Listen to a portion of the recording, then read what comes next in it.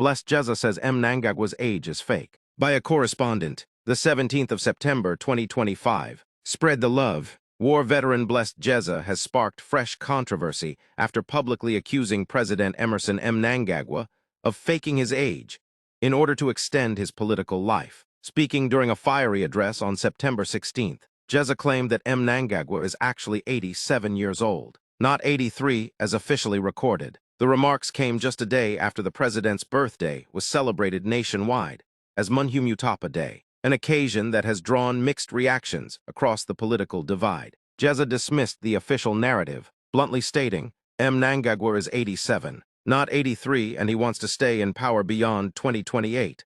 That's impossible. The war veteran's allegations are likely to intensify scrutiny over Mnangagwa's fitness to rule, particularly as the ZANU-PF leadership continues to push the ED 2030 agenda, a controversial resolution to extend his presidency from 2028 to 2030. Growing pressure on Mnangagwa, who took power through the November 2017 coup that ousted Robert Mugabe, has faced mounting criticism over corruption, economic decline, and human rights abuses under his administration. Critics argue that extending his rule is an attempt to entrench authoritarianism, while shielding political elites from accountability. Geza, who has become one of the ruling party's most outspoken critics from within the liberation ranks, framed the alleged age falsification as evidence of dishonesty and desperation at the highest level of government. He faked his age to look younger on paper, but he cannot cheat time. The truth is catching up with him,